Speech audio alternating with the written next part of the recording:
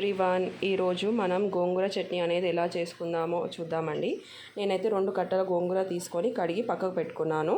ముందుగా మనం కొన్ని పల్లీలు తీసుకొని వేయించుకోవాలి.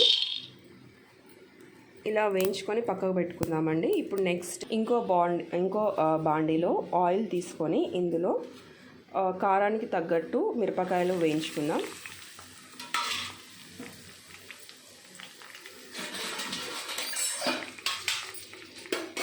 రెండు కట్టలకి కారం ఉన్న కాయలు అయితే ఒక 6-7 అయితే చాలండి. ఇవి కారం తక్కువ ఉన్నాయి కాబట్టి మేము ఎక్కువ తీసుకున్నాం. ఇలా వేగిన తర్వాత మనం ఇవి పక్కకు తీసి పెట్టుకోవాలండి. ఈ ఆయిల్లో ఒక 1/2 టీ స్పూన్ అంత మెంతులు, టీ స్పూన్ అంత ధనియాలు ఇలా వేయించుకోవాలండి. ఫ్రై చేసుకొని తీసుకోవాలి పక్కకి. తొందరగా తీయాలి ఎందుకంటే ఇవి తొందరగా మాడుతాయి.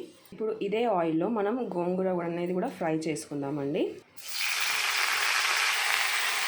ఇప్పుడు ఈ గోంగూర అనేది చిన్నగా అంటే మీడియం ఫ్లేమ్లో పెట్టి మగ్గనిద్దామండి. ఒక 10 మినిట్స్ మగ్గనిద్దాం.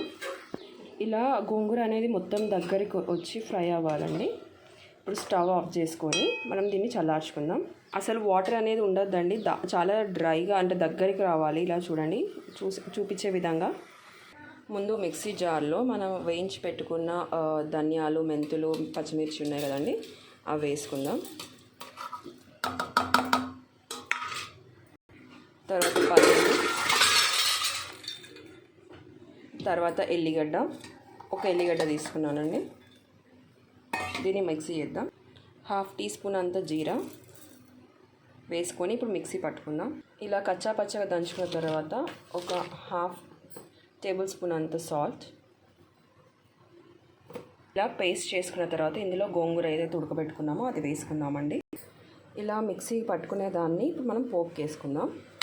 పోపు వేసుకునే ముందు మనం 2 పెద్ద సైజు ఉల్లిగడ్డలు చిన్నగా కట్ చేసుకొని పెట్టుకుందామండి.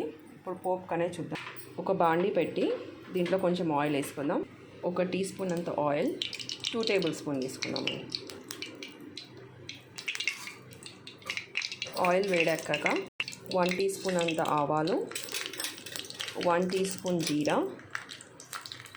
ఇప్పుడు ఇందులో మనం ఏవైతే కట్ చేసుకున్నామో ఉల్లిగడ్డలు అవి వేద్దామండి.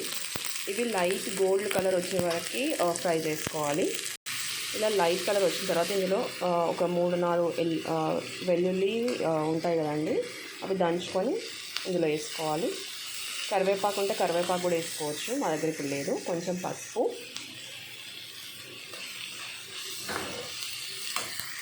ఇందులో మనం ఏదైతే మిక్సీ పట్టుకున్న గోంగూర చట్నీ అనేది వేసుకుందాం. ఇలా కలుపుకున్న తర్వాత స్టవ్ అనేది ఆఫ్ చేసి సర్వ్ చేసుకోవడమే అండి. యమ్మీ గోంగూర చట్నీ అనేది రెడీ అయిపోయింది. మీకు నచ్చితే కనుక like, share and subscribe to my channel. Thank you for watching.